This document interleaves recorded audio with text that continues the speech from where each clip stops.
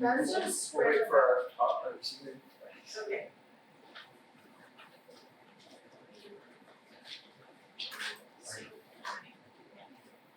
Minutes, right? Yeah. Just flash the 5-minute color and 1-minute color.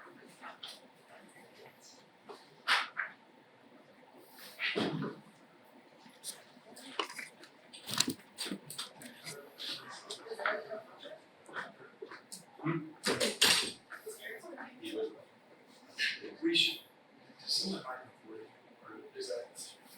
We're rolling. Alright, that's all that should be done. It's okay. And you're all camera ready. Yeah. Thank you. Alright, gosh, we all ready to go. Are we waiting for Eric then first, or are we? No, we'll go ahead. Alright, okay. Yeah. Okay. That's fine.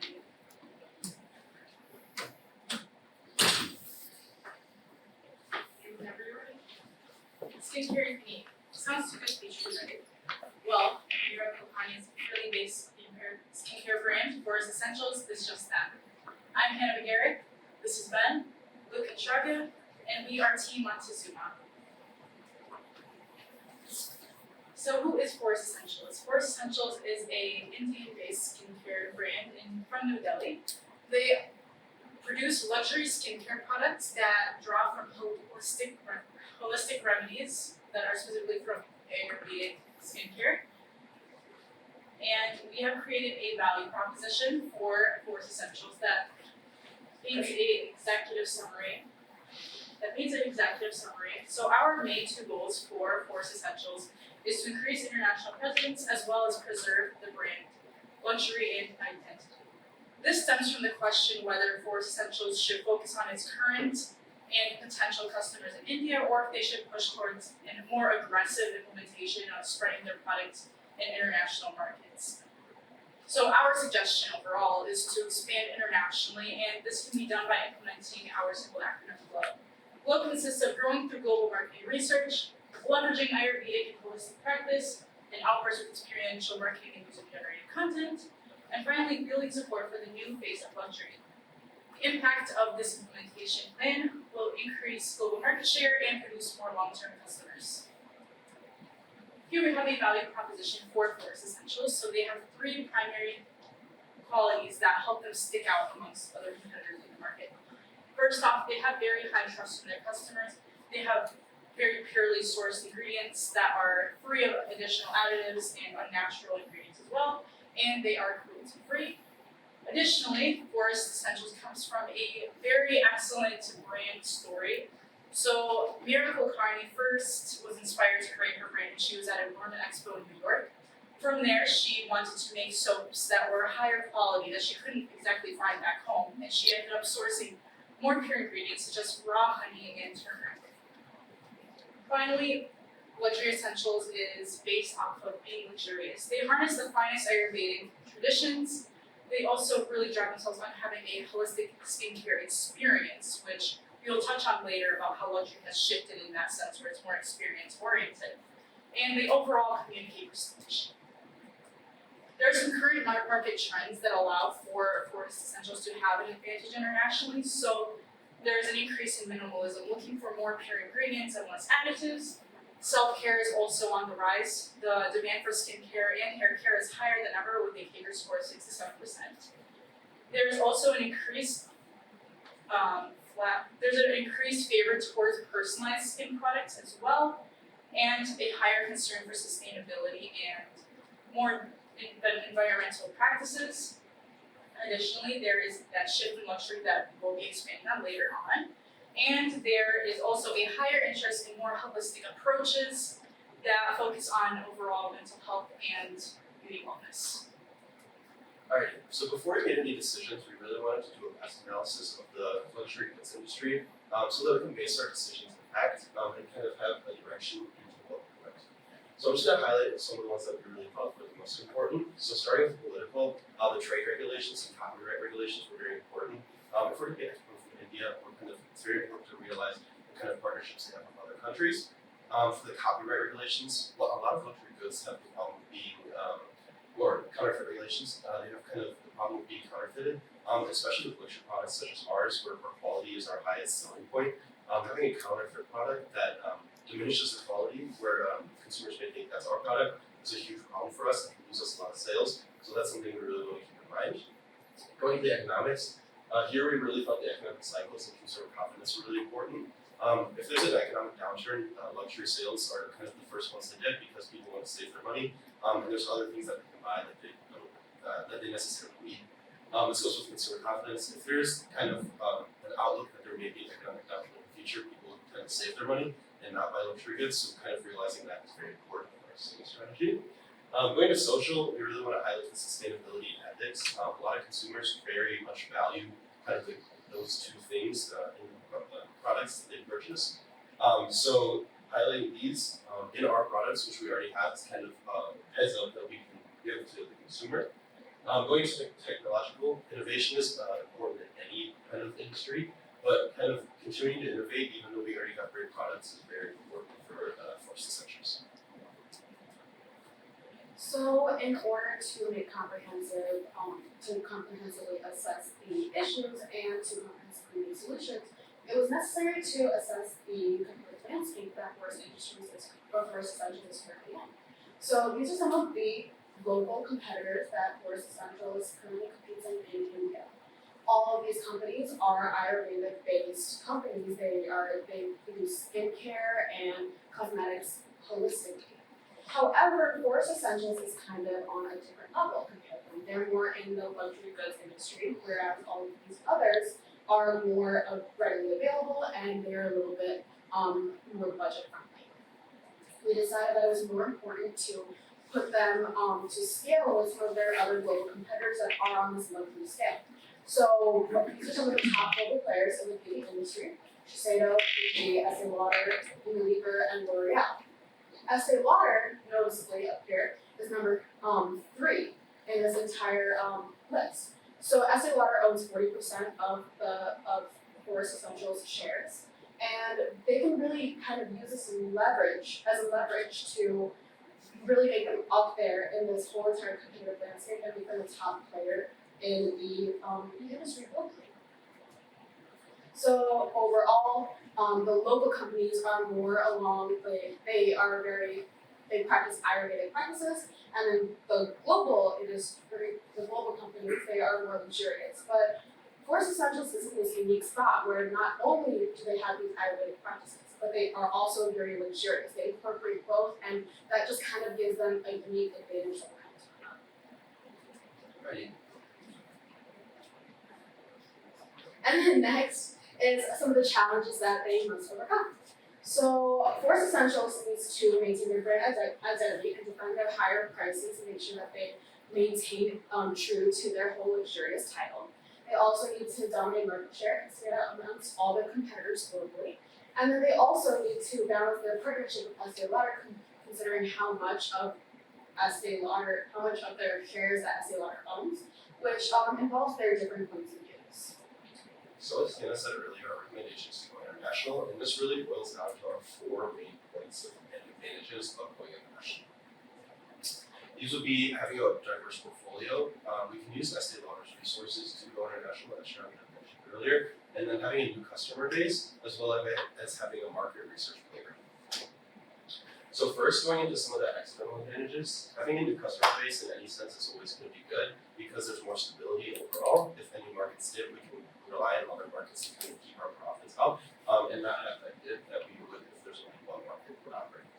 Also, there's some increased revenue potential as well as the economics of sale being easier. Having a larger customer base, we're going to sell a lot more product, and producing more product can help us lower our margins.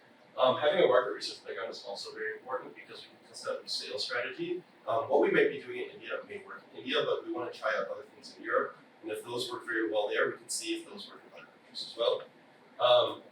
We also have new test markets and then the option to expand our product line for maybe there's other things that would work in other countries or things that consumers want. Going to some of the internal advantages, having portfolio diversity is also important because it reduces the risk. As I said, having a new customer base, we're not just going to be operating in media, so kind of having the less risk of just having one market where if there was a downturn, we could still rely on the other markets. Also, we're an attractive investment. Estee Lauder would benefit from this as well. We have the increased revenue potential as well as the reduced risk. It just makes us a better investment overall. And we have an exposure to opportunities that we might not if we just operated. Also, we can have Estee Lauder resources, which will make the expansion overall much more realistic. We can use their distribution networks and e-commerce knowledge to kind of prop up and give us a head start on this expansion, which would mean that it's also less capital intensive because we can use their resources. And it means we have a higher success rate of that expansion because we already have the connections. So going to the first problem, we really want to talk about the partnerships between Estee Lauder and Forest Essentials. So we really want to leverage the resources and knowledge in this expansion. But in the past, there has been kind of a disconnect with what Estee Lauder wants and what Forest Essentials want. Forest Essentials really values their quality and their brand recognition, where Estee Lauder really wants the profits because it is an investment for them. So we can see this in the past where they had disputes over the packaging. But we really want to highlight that we need to maintain a well-run relationship because we need their resources. So this just means that Estee Lauder and its shareholder will love Forest Essentials to make the decision. And this just shows what luxury was and what is kind of today. In the past, it was kind of the rarity versus exclusivity that made it luxury, and today it's more of an experience and very personal. Perfect. So now we're talking Radiance and Leash, and specifically our Glow recommendation. So for us, Glow starts with growth using global marketing research to establish launch points and objectives, then moving to leverage using Forest Essentials experience and knowledge of Ayurvedic USP, then outburst utilizing experiential marketing and user-generated content, and finally Wheel, support for the new face of luxury that Forest Essentials helped create. So moving to that first point, global marketing research to establish launch points and objectives. We want to do this by really getting into market research, and specific research and development and compliance. We know all these products work for us now, but we need to see if they're going to work on an international level from an ingredient perspective, and research into development into these new markets. The second point on that is a global competitor analysis. We want to know who else is in the fishbowl with us and what that really means for our competition. Then moving into digital market research, specifically engagement and UX studies. It's a very simple and easy way to get really raw feedback from users and technology scouting. If we're looking to really scale up a business, we're going to need e-commerce technology that can support that. So second, Forest Essentials experience and knowledge of Ayurvedic USP. So going back to that packaging, we really want to reinforce package storytelling. When you look at the bottle here, it has a really nice front but a really long dictionary on the back, and it can be really confusing for new users of a product. So we really want to spotlight specific ingredients that an international user may not know and really show them to help them with that. Second to that, we want to use unique graphics. I use an example here from an African chocolate company that put all the different symbols of all the places they harvested the cacao beans from, and it's a simple way to not use a lot of text, but still display culture. So, 63% of consumers are willing to pay for a simpler experience, and 69% are likely to recommend a brand because it provides a simpler experience. If we can make the experience simple, easy to follow, it's going to lead to more recommendations and more purchases. So, utilizing experiential marketing and user-generated content, we want to do this in the form of pop-up shops. This really helps to increase the brand enthusiasm while also starting to build those connections with new countries. A good idea we thought of was a Diwali pop-up, so using certain Indian holidays to really portray the product and really show the culture off, but also give people who are maybe feeling a little homesick a chance to show up in those cities and embrace their culture. Going off of that, talking about user-generated content, natural social media exposure is better than any paid promotion. If you can create something interesting that someone wants to, watch, use, buy, they're going to go for it. This really creates that product-to-user experience and also that consumer trust. So finally, support for the new face of luxury that Forest Essentials helped essentially create. So the shift in luxury has really called for a personalized experience. Our idea to combat this is web skin surveys to really help create custom skincare packages and scent/experience preference surveys. This helps to tailor to our luxury experience, also furthers that personal growth that's in line with new luxury because it's all about me being me, and the familiarization with the product. That's not necessarily shopping on a website, but getting familiar with the product we're serving. So, luxury brands are now actors in social conversations driven by a sense of purpose and responsibility. Forest Essentials, it has always been a pillar of their brand to have these social contributions and have responsibility. It's what makes them who they are. Where all these other luxury brands who are hundreds of years old are still catching up to this. So Kulkarni has really embodied this ideology through this quote, "Reception of a brand changes when it's projected the way you want." And she's been exactly doing that so far by trying to figure out what the consumer base wants and giving them value. This leads us to the impact of our goal methodology. So long term, Forest Essentials will be able to set global luxury, their precedence in the global luxury Ayurvedic space. They will also be able to establish their presence as a luxury global cosmetics competitor. And then they will also be able to build a long-standing digital infrastructure for years to come. Thank you so much for listening to our presentation. Really appreciate it. Open for questions. Thank you.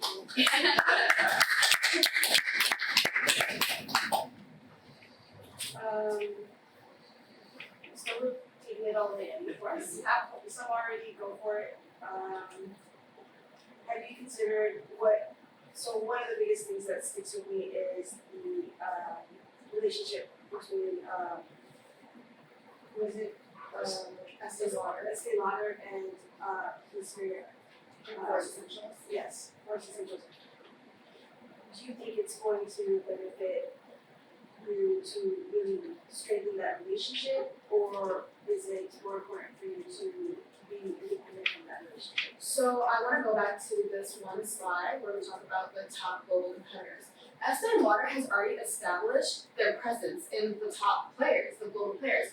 And the whole purpose of Forest Essentials is they want to be international. Currently they only have stores in India and they want to move to UK, they want to move to all these companies. By leveraging that partnership, because Estee Lauder already owns so much, they can leverage that partnership kind of so that they can really establish themselves as a top global player. They can use all of the resources Estee Lauder has, they can use the name and the trust that people have in the company to kind of reflect that on themselves and say, all right, we are affiliated with this company, you can trust us, but we also have these attributes to ourselves.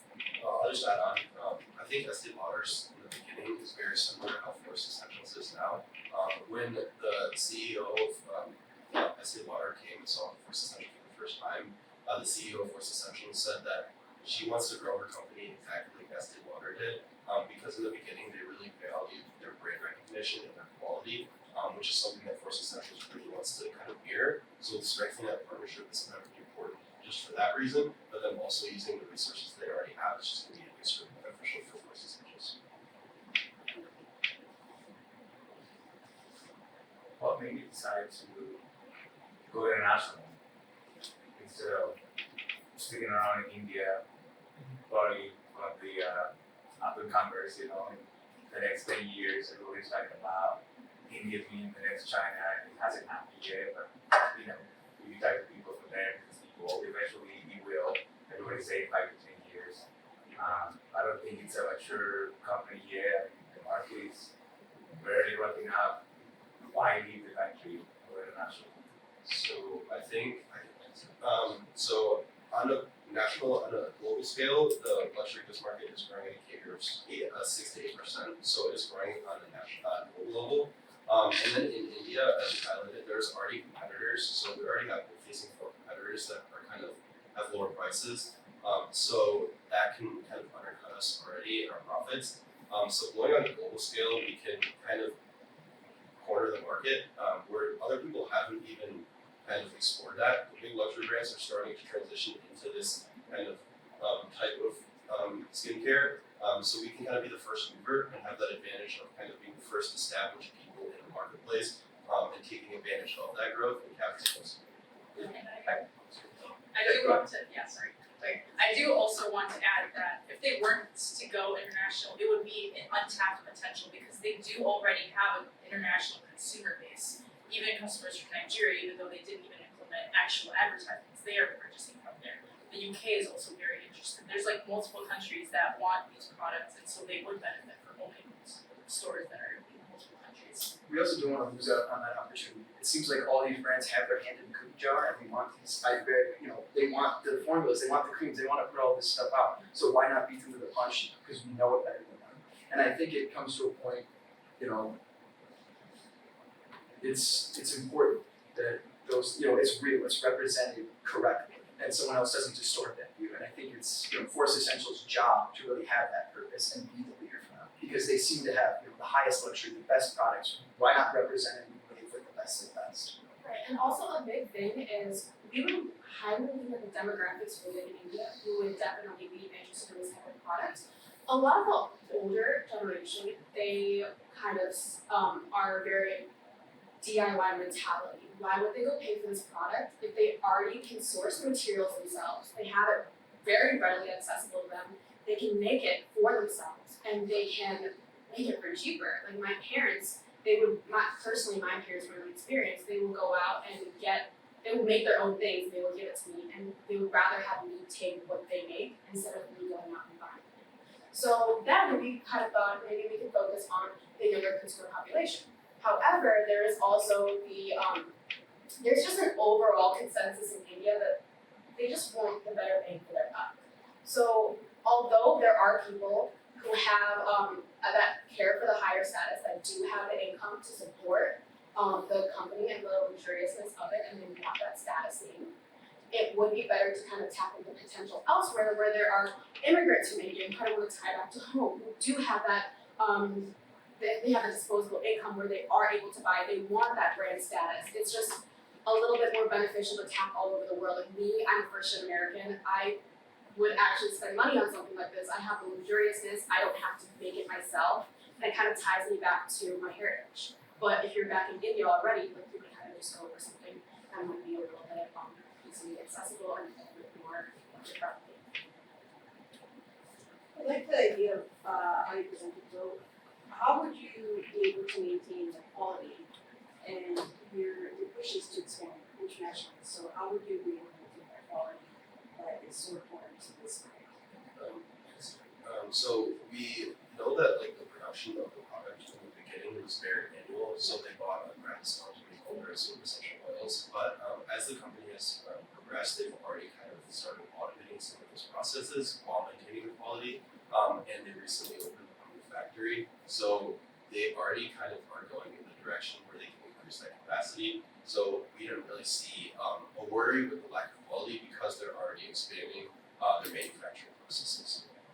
And also sourcing too, like in terms of raw materials, moving international and starting to build those relationships can be really helpful because some of those ingredients are hard to find. So is your sourcing and centralized sourcing distribution out of India, or are you guys gonna piggyback with wherever Estee infrastructure exists anywhere in the world? You say your test market is gonna be Europe. Is that because of socioeconomic?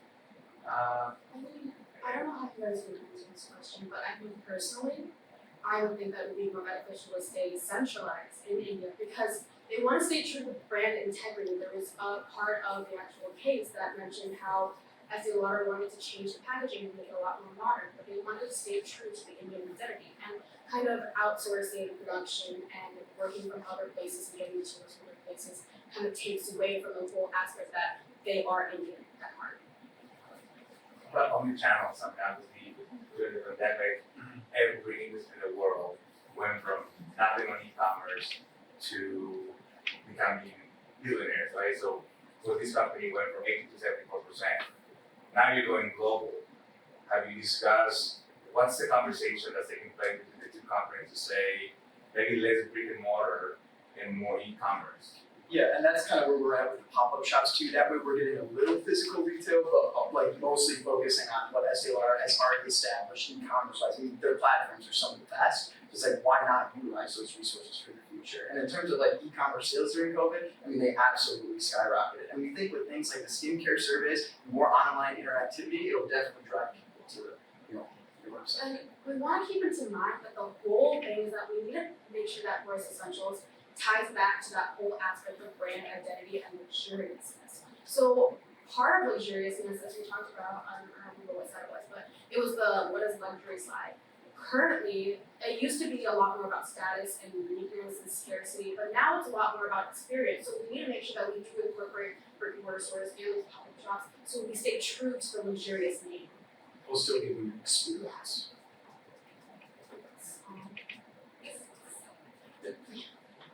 How do you use the new trends of the influences of the world? I'm pretty sure in India there's celebrities that can actually say do this and the probably can be doing it next to the Eiffel Tower, right, or Big Ben. Is that kind of in the works? Is that how you tap into that market? So I think for us, you would love to. It seems like the perfect scenario. A lot of the influencers are actually already bought out by other skincare like companies. I mean, like looking across the board, all of the top influencers are already stacked to the max. I think it would not be a bad idea when we do go international. That's when we should take the chance to really use those partnerships. But For Indian influencers themselves, a lot of the famous people are political leaders, but then there's a set group of famous actors and singers and all of that stuff, and they kind of are already just kind of leveraged other companies.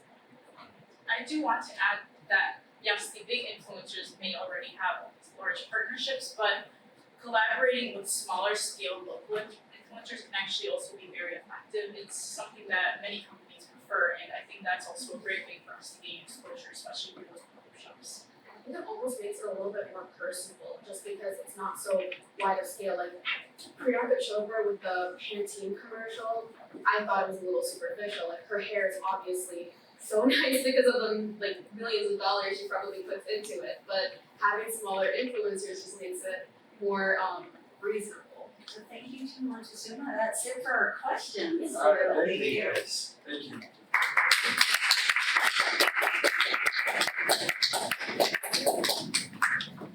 We should make